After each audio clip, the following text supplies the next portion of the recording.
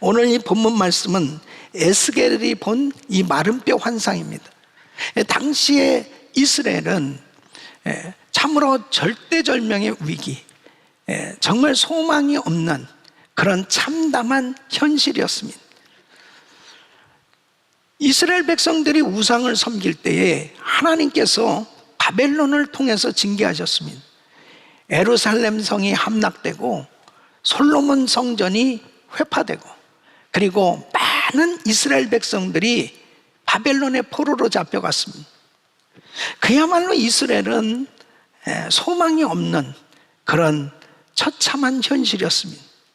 그러니까 하나님께서 이 에스겔에게 어느 날 이 골짜기에 많은 마른 뼈가 있는 것을 보여주십니다. 그러더니 사방에서 생기가 불어오더니 그 마른 뼈들이 서로 연락하면서 이 큰 군대로 세워지는 것을 보여줍니다. 이것은 바로 암담한 소망 없는 이스라엘이 하나님의 역사하심으로 이제 모든 것이 회복될 그런 비전, 하나님께서 이스라엘을 다시 회복시켜 주시겠다고 하시는 그 소망의 메시지인 것입니다. 그렇습니다. 정말 아무리 암담한 현실이라 하더라도 성령님께서 역사하시면, 사방에서 생기가 불어서 그 큰 군대를 일으켰던 것처럼 성령님께서 역사하시면 영육이 회복되어지고 불가능을 가능케 하시는 능력의 하나님의 역사로 모든 것이 다 회복될 수 있는 줄 믿으시기 바랍니다. 하나님께서 이런 은혜를 우리 모두에게 부어주시기를 간절히 사모하면서, 성령의 바람이 불기를 간절히 소원하면서 오늘 이 말씀을 들으시길 바랍니다. 이런 회복의 역사가 일어나야 돼. 성령의 바람이 불어야 돼요. 자, 그러면 어떻게 할 때 성령의 생기의 바람이 불어옵니까? 오늘 이 말씀 너무너무 중요합니다. 어느 때 이렇게 사방에서 생기의 역사가 불어 닥쳐왔느냐? 오늘 이 말씀을 듣는 우리 모든 성도님들에게 바로 성령의 바람이 불고 모든 것이 회복되어지는 은혜가 있기를 예수 이름으로 축원합니다. 첫째는 우리의 영적 현실에 애통하는 기도를 통해서 일어납니다.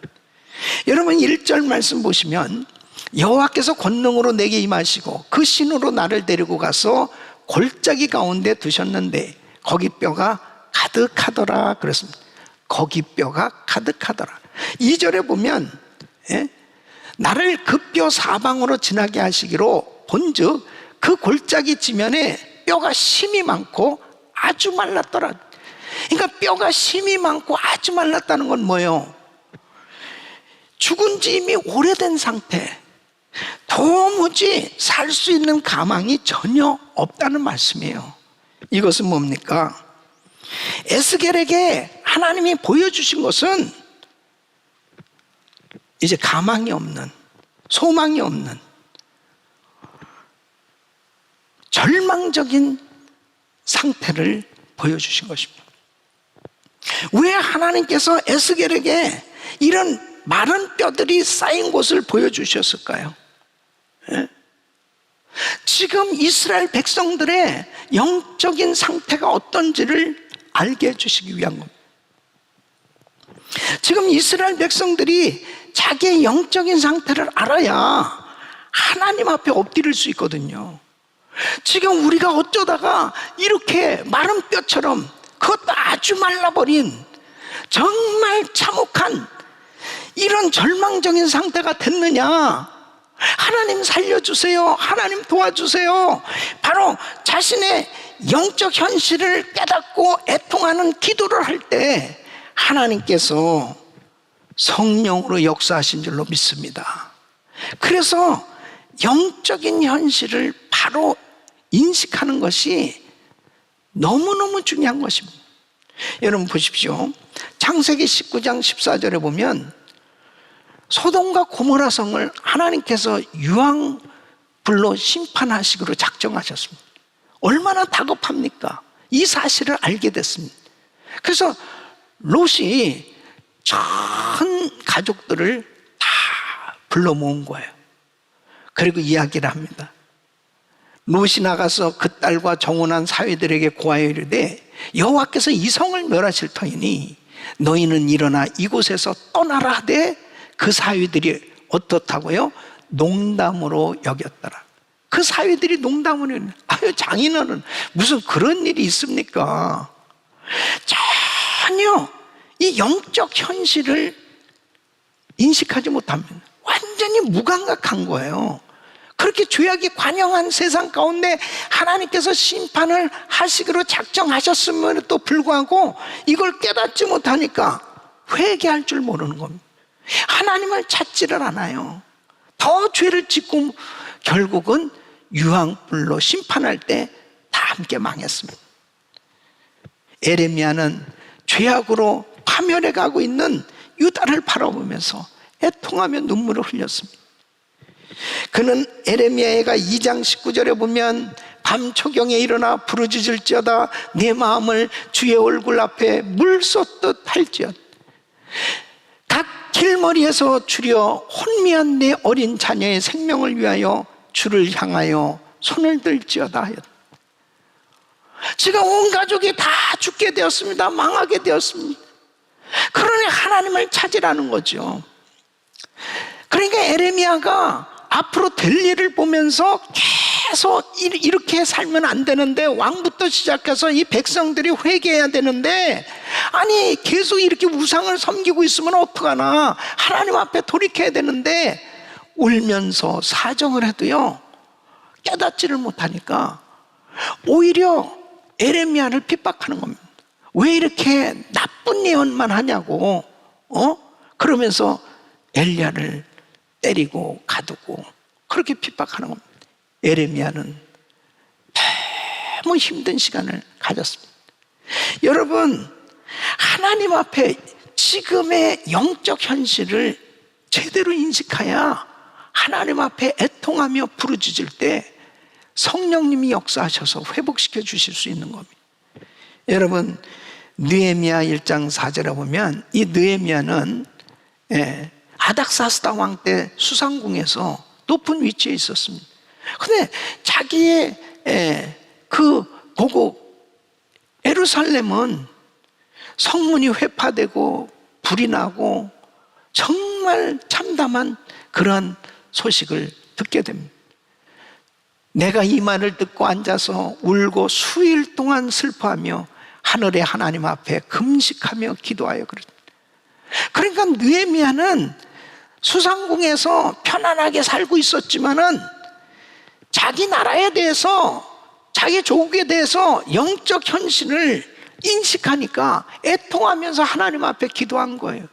그러니까 하나님께서 이 느헤미야를 총독으로 세워주시고 52일 만에 그 성문을 다시 성을 재건케 하시고, 그리고 큰 부흥을 일으켜 주신 걸 볼 수 있습니다.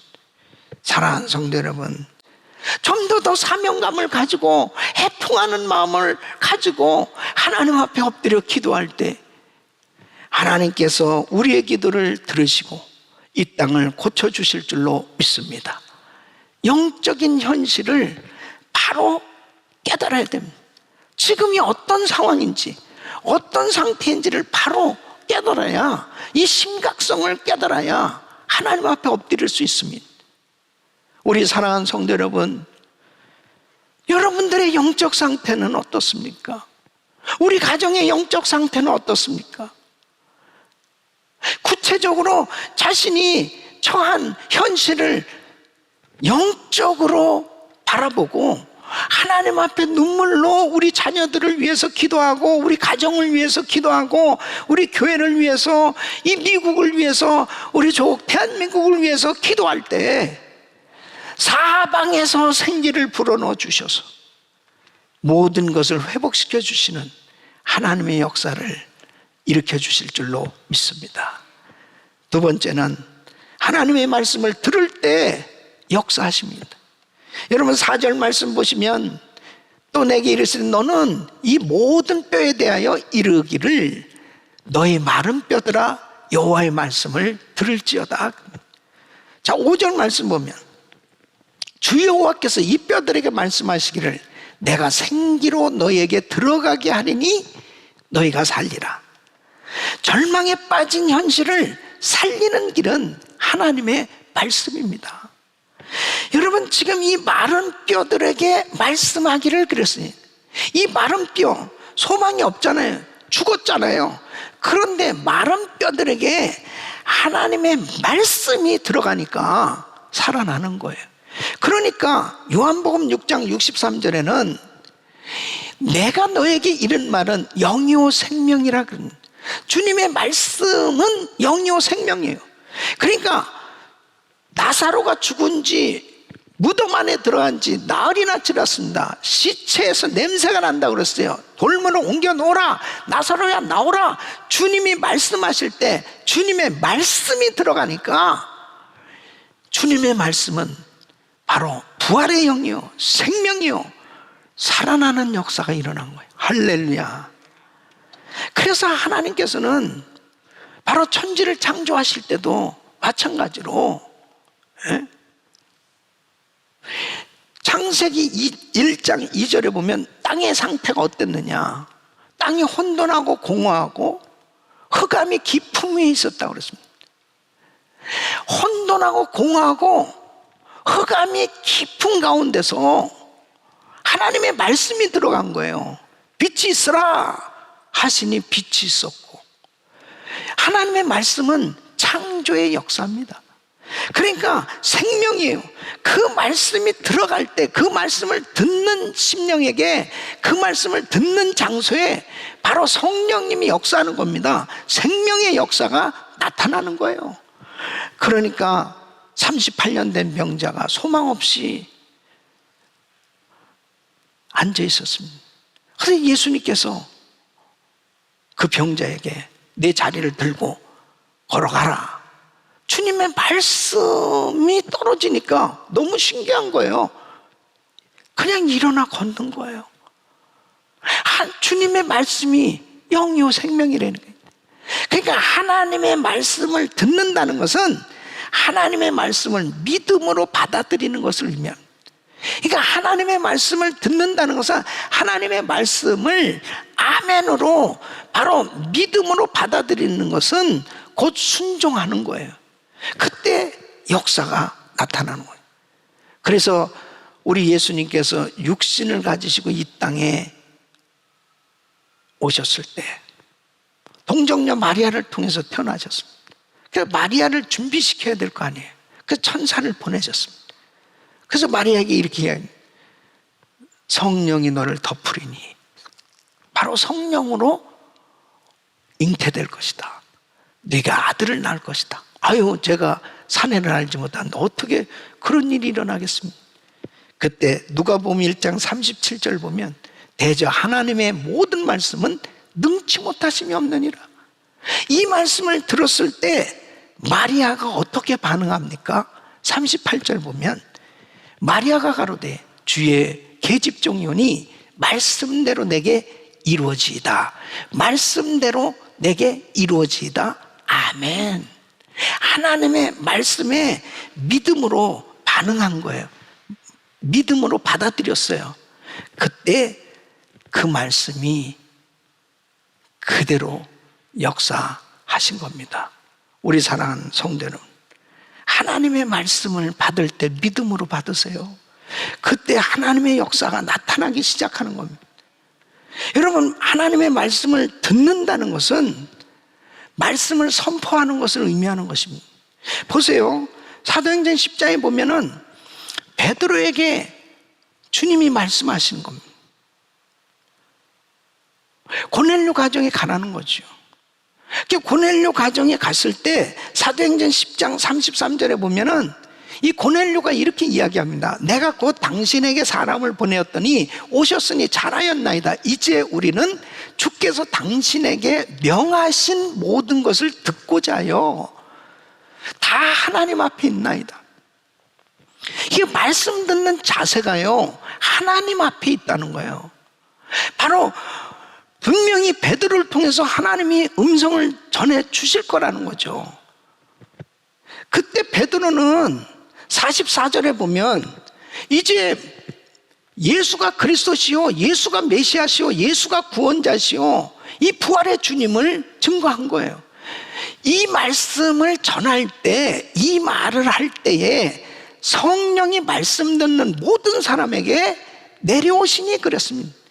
바로 하나님의 말씀을 믿음으로 선포한 겁니다. 그럴 때 이 말씀을 듣는 사람들에게 다 성령을 받는 역사가 일어난 거예요. 여러분, 하나님의 말씀을 받는 자세가 얼마나 중요한지. 이번에 한여름 성령 집회를 통해서 많은 분들이 치유받았는데요. 예. 아까 신장 암에서 고침받은 이수 자매님 간증했잖아요. 우리 교회 나와서 예수님을 영접하고 그리고 신앙생활을 시작했는데 많은 정말 은혜를 받으면서 신앙생활하는 가운데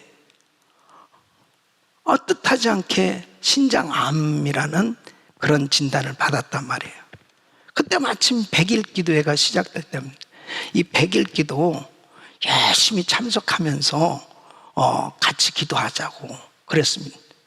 100일 기도 정말 열심히, 물론 온라인으로 예배를 드린 거죠. 열심히 참석하면서 은혜를 받았는데 100일 기도 끝나면서 깨끗이 났으면 얼마나 좋겠습니까? 암이 더 커졌다는 거예요. 그 다음에 이제 이거 빨리 수술을 해야 된다 해서 다시 MRI를 찍어보니까 이 척추뼈까지 이 암이 전이됐다는 겁니다. 그러니까 이 자매님이 너무 상심해가지고 저한테 메시지를 보낸 거예요. 목사님, 저 아무래도 오래 못 살 것 같아요. 그러면서 너무 낙심되어 있는 거예요. 그러는 가운데 제가 그렇게 이야기했습니다. 이번에 한여름 성령 집회가 있지 않냐? 한여름 성령 집회 한번 결판 내보자. 하나님 살아계시지 않냐?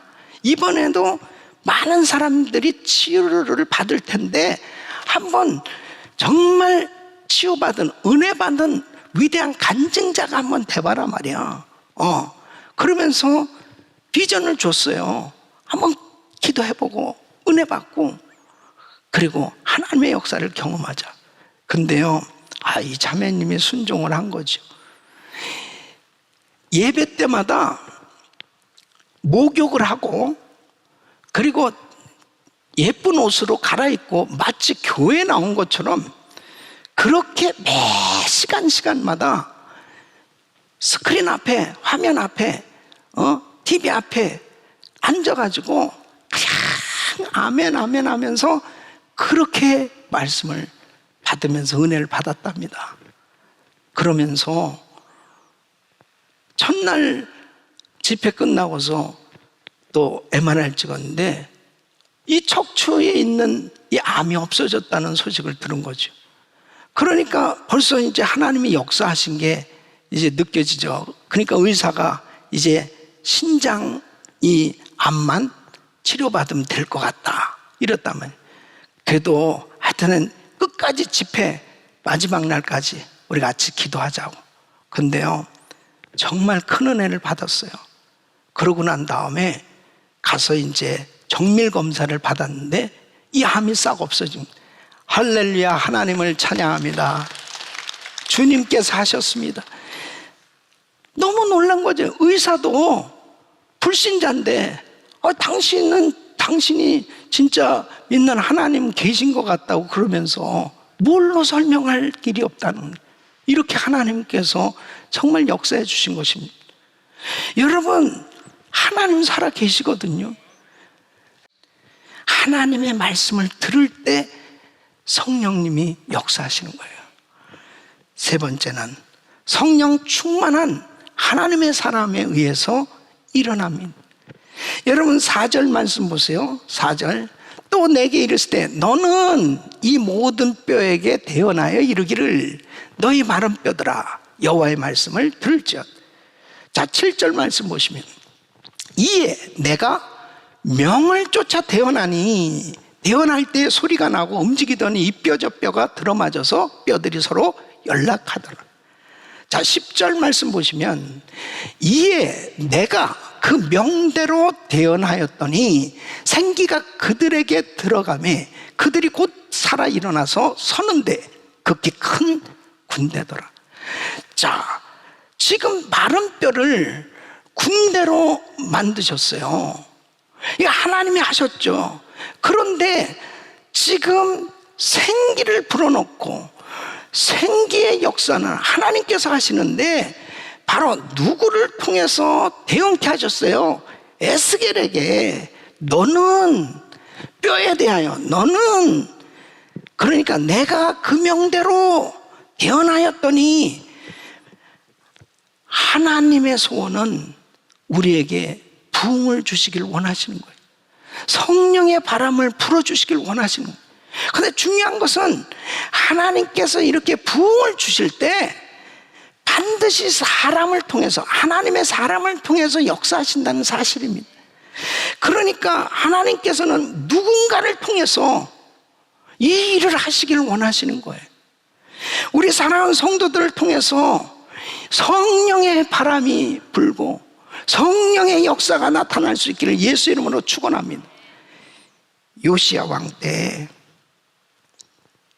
도대체 이 나라가 우상 숭배를 얼마나 섬겼는지요. 예? 므낫세 왕부터 시작해서 정말 엄청난 그런 우상 숭배로 하나님 마음을 아프게 했습니다.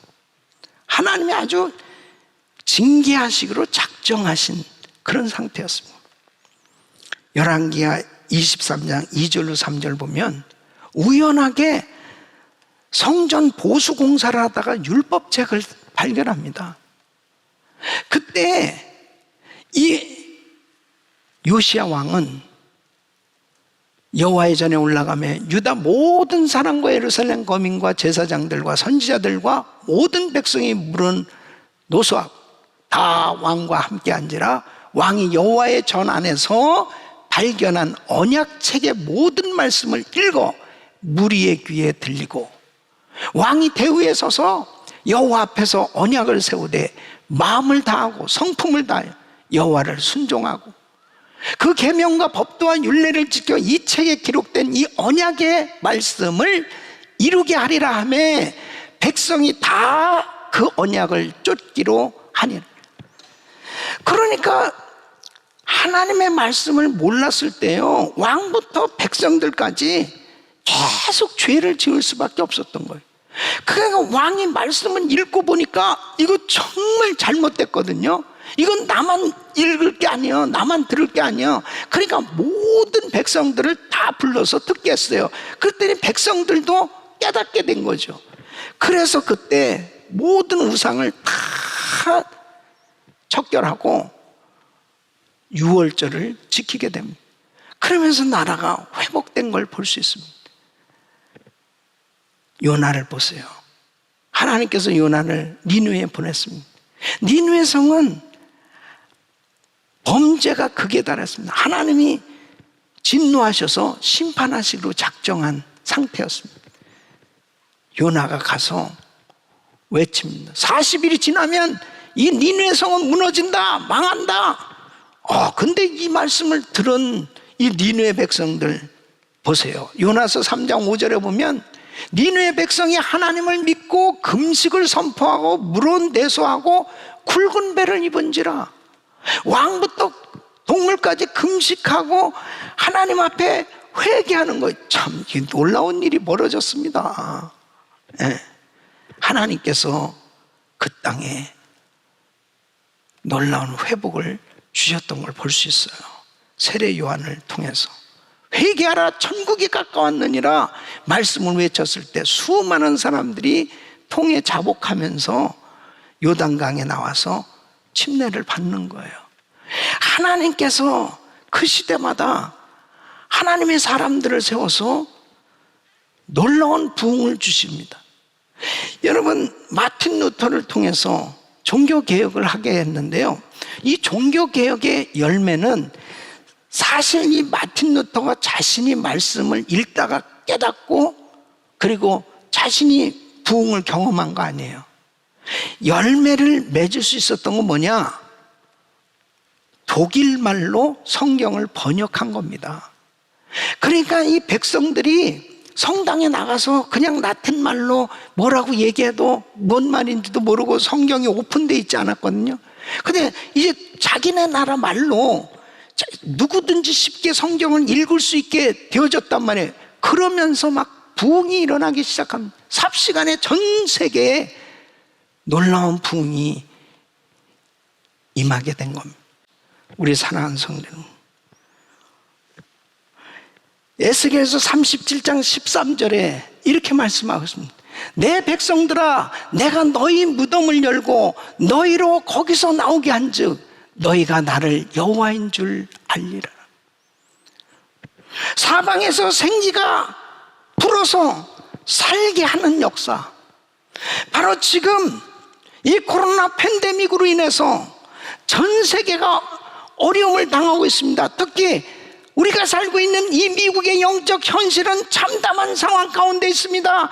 하나님 앞에 사명감을 가지고 바로 성령 충만함을 받아서 하나님 앞에 주여 이 나라를 살려주시옵소서, 주여 우리 가정을 살려주시옵소서, 주여 우리 자녀들을 살려주시옵소서, 하나님 앞에 애통하며 부르짖고 기도할 때 사방에서 생기가, 사방에서 하나님께서 성령의 바람을 불어주셔서 회복시켜 주실 줄로 믿습니다. 어떠한 경제적인 공황과 어떤 어려운 상황이 우리 앞에 닥친다 하더라도 성령의 바람이 불면 되는 거예요. 성령의 바람이 불면 다 회복될 수 있어요. 이길 수 있어요. 일어날 수 있어요. 여러분, 내가 너희 무덤을 열고 너희로 거기서 나오게 한, 지금 무덤에 있는 사람들이 있습니까? 영적인 무덤에 있는 사람이 있습니까? 침체되고 좌절하고 실망하고 낙심의 자리에, 어두운 자리에 있는 사람이 있습니까? 그 자리에서 나오시기를 예수 이름으로 축원합니다. 바로 성령의 바람이 불면 무덤에서 나오는 거예요. 성령의 바람이 불면 귀신의 속박에서 나오는 거예요. 질병에서 치료를 받는 거예요. 바로 절망과 좌절의 자리에서 나오는 겁니다. 자유함을 얻고 하나님 앞에 찬양하는 놀라운 간증의 역사가 있을 줄로 믿습니다. 우리 사랑하는 성도 여러분, 우리는 이 시대를 분별해야 됩니다. 이 참담하고 안타까운 참혹한 현실을 바라보면서 철저히 회개하고 그리고 하나님의 말씀으로 충만함을 받아서 이 말씀을 선포하며 순종해서 이 말씀을 가지고 끊임없이 하나님 앞에 믿음으로 기도하고 나갈 때 우리 주님께서 우리를 축복의 통로로, 사방에서 생기가 불어서 성령의 바람이 불어서 살리는 역사에 부흥의 주역으로 사용해 주실 줄로 믿습니다. 이런 모든 은혜가 우리 모든 성도님들에게 임하기를 예수 이름으로 축원합니다. 기도합니다.